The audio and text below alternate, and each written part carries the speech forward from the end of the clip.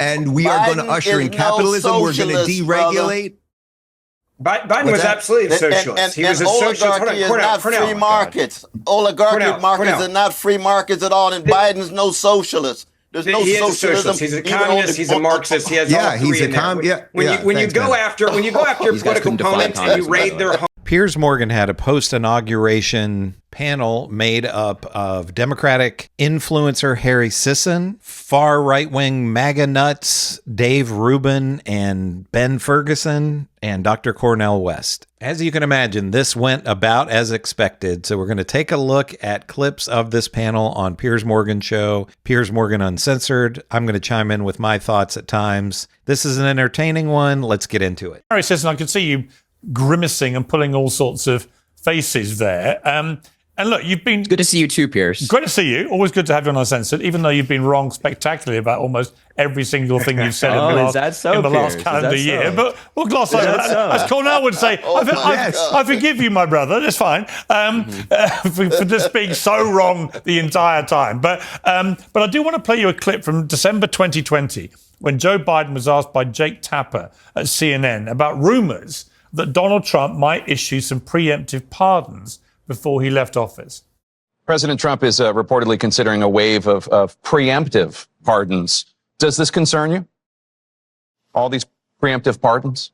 Well, it concerns me in terms of what kind of precedent it sets and how the rest of the world looks at us as a nation of laws and justice. You're not going to see in our administration that kind of approach to pardons.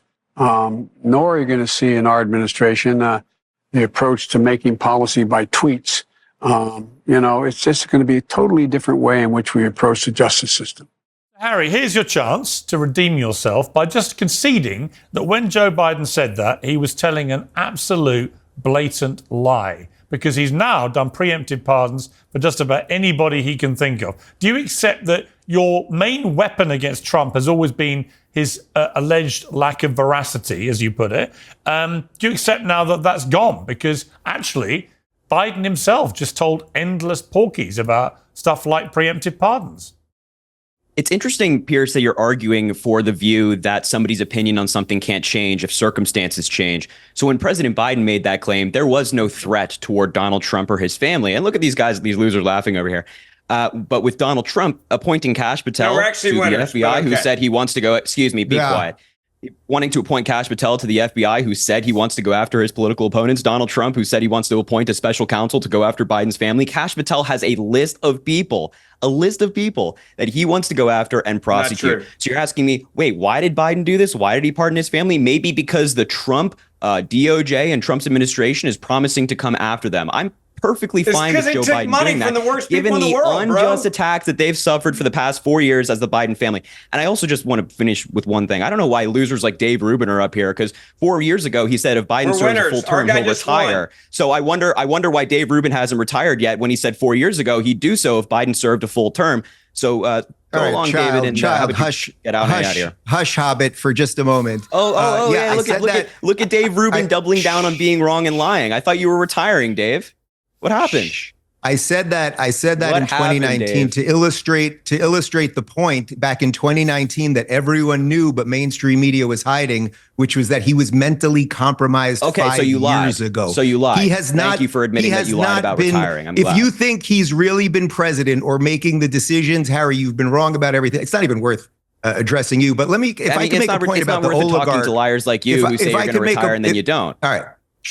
I'm going to pause here for a minute before Dave Rubin gets into his bootlicking of the oligarchs. First thing that I would say here is the whole pardoning thing, to me, needs to be massively reined in. I don't think Joe Biden should be able to pardon his family members.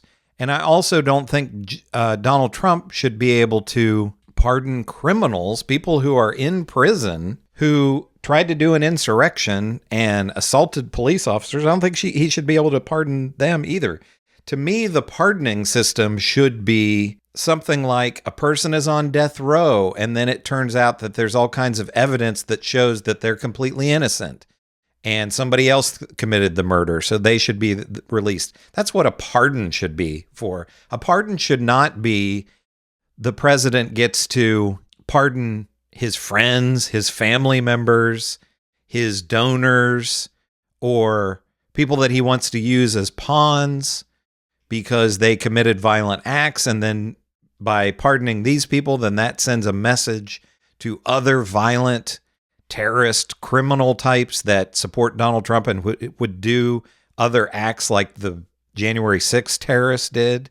Yeah, I don't think that's what pardoning should be for. But that said, Piers Morgan here, he's always going to side with the right-wingers. I've done a bunch of videos over the last several months on Piers Morgan, and he always cries about how he's not really a right-winger, and people in England would say that's laughable for anybody to call him a right-winger. And then all he does is defend right-wingers. He defends Donald Trump incessantly, and then he's always knocking the Democrats and anybody on the left. So Piers Morgan is a right-winger. And I know from people in my audience who live in the UK who say over and over and over again in my comments, oh yeah, he's a right-winger. But now we're going to get into Dave Rubin defending the oligarchs.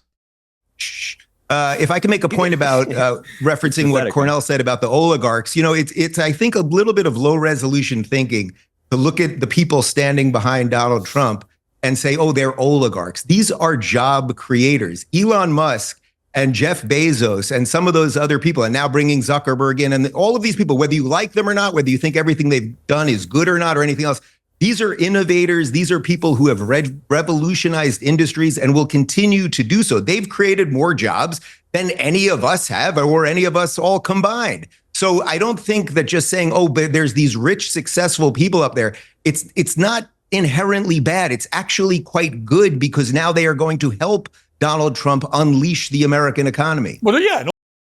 So another quick point here with this. The oligarchs, they're job creators. This is one of the right-wingers, favorite lines is the job creators. Yeah, they create jobs. They have to have people doing work for them to continue to make billions and billions and billions of dollars. And that's just because Elon hasn't quite figured out how to replace all the workers with robots yet. If he gets to that point, there won't be any more workers to pay. And in terms of the job creators, the robber barons created jobs too, but they were still robber barons. And also, look, in relation to someone like... hang on, Harry. Harry, look, in relation to someone like Elon Musk... Harry, grow up. Well, Harry, in relation to someone like... Harry, Russian funding was keeping Dave afloat for a while. Harry, I'm just pointing that out. Time out. Don't get personal. Yeah, also not true. But when you talk about someone like... Don't get personal, Piers Morgan says, as Dave Rubin has been calling Harry Sisson a hobbit and telling him to grow up, little guy, and all this kind of stuff. There can't be many more hosts who are more disingenuous than Piers Morgan. It's not even personal, Piers. It's just fact. Harry, I am actually trying to moderate a debate here. When Elon Musk, for example, if you take him, I couldn't think of a more classic American immigrant success story than a guy who comes to America. He creates some of the biggest, most successful companies in the history of planet Earth, almost all of which are specifically designed to help planet Earth, whether it's Tesla with green energy cars or Neuralink or SpaceX or whatever it may be. The idea that anyone like you would have a few years ago said there was inherently a big problem with somebody like Elon Musk, given what he's done for America, would be unthinkable. And yet now you do, because now he supports Donald Trump. Oh, no, hold on. I have no problem with any of Elon Musk's. I'll let Cornel answer that, actually. Cornel? No, the point is this, that we're talking about a system. Carnegie came from Scotland with hardly a dime and became a multi-millionaire. He was an oligarch during the Gilded Age. He was a robber baron. He had a system in which he was able to ascend to the top, but it was predicated on capitalist processes such that working people had tremendous difficulty gaining access to wages, and it was predicated on tremendous power over politicians. Now, does Musk have tremendous influence over politicians? Does Bezos and others? Of course they do. And what's interesting about this is, if Brother Trump had lost, he would have said the system is rigged. Both of the candidates with gangster elements in both parties were tied to billions of dollars. 90 million fellow Americans decided what? Not to vote at all. So I'm not denying that working class Americans would vote for Trump, because if the only alternative is a milquetoast Biden, then what other choice do you have? Many of those folks have voted for Bernie Sanders, have voted for Obama. The system itself is so corrupt. That's what we have to come to terms with. Dave? I think people are so over this type of thinking. There are so many millions of people in America who are so... No, Dave Rubin is wrong. People aren't over. People like Dave Rubin maybe are over this way of thinking, but the majority of Americans understand that we have a completely rigged system, rigged in favor of people like Donald Trump and Elon Musk, and they're going to try to steal as much money from all of us, the taxpayers, as they possibly can. The majority of Americans understand that.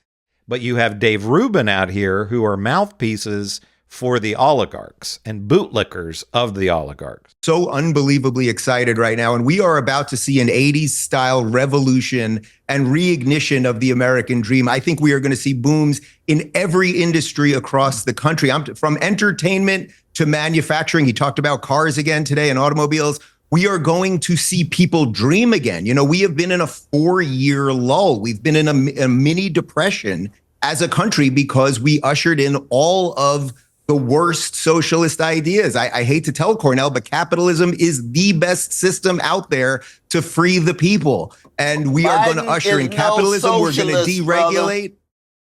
Biden was absolutely a socialist. He was a socialist. Oligarchy is not free markets. Oligarchic markets are not free markets at all. And Biden's no socialist. There's no socialism. He's a communist. He's a Marxist. He has all three in there. When you go after your political opponents and you raid their homes, Cornel, that is what socialists, Marxists, and communists do. When you have to give out pardons to your entire family, that's authoritarianism. When you have to get, I said it's different elements. You have socialism, communism, Marxism. That is the Democratic Party right now. But the part that I am truly shocked that the two of you still don't understand is why Donald Trump left in 2020 and a lot of people didn't like him, and he came back now and people absolutely love him. And what you're...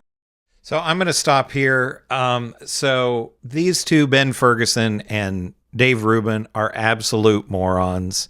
And, you know, this is part of just the right-wing playbook, but they conflate socialism, communism, and Marxism. So Joe Biden and the Democratic Party, according to Ben Ferguson and Dave Rubin, are all three of these things simultaneously. They don't know. You may not have heard it there because they were speaking over him, but Harry Sisson said, you guys can't define these terms. You don't know the difference between socialism, Marxism, and communism. But they don't have to. These guys are useful idiots for the right and the oligarchs. But Cornel West is absolutely right. We have a rigged system in favor of the super rich.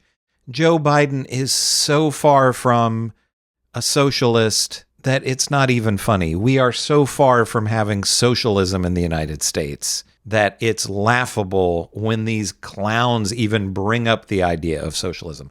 But it's, you know, you can just substitute one word for the next. Social, you know, anything I don't like, it's socialism. Anything I don't like, it's communism. And then over the last few years, anything that I don't like, it's woke. That's the game plan. It doesn't have to mean anything. They just throw these words out there, and the idiot MAGA types will just gobble that up. But I've got two questions that I'd like you to let me know in the comments. First one is Ben Ferguson the biggest douchebag online? I mean, this guy is such a douche. The guy just makes my skin crawl. Dave Rubin is a real close, you know, he's right behind him. I don't know if he's second. I mean, there's some other really, really loathsome figures online, but Dave Rubin is pretty bad. But is Ben Ferguson the biggest douchebag online? Let me know in the comments if you think somebody is worse than him. And my second question is, if you had to be trapped in a room with Ben Ferguson, Dave Rubin, and Piers Morgan, how long do you think you would last before you would just go insane. I mean, I can't imagine being stuck like in an elevator or something with these three disingenuous asshole douchebags. Let me know in the comments what you think about all of this. Once again, it's a Piers Morgan panel that we didn't really learn anything other than that Piers Morgan is completely disingenuous. He always favors the right-wingers, and he has some of the worst right-wingers in the country on his show. Make sure to give me a like and subscribe. I'm over 50,000 subscribers now. I want to get up to 100,000. This is Chris on Culture. I'll see you in the next video.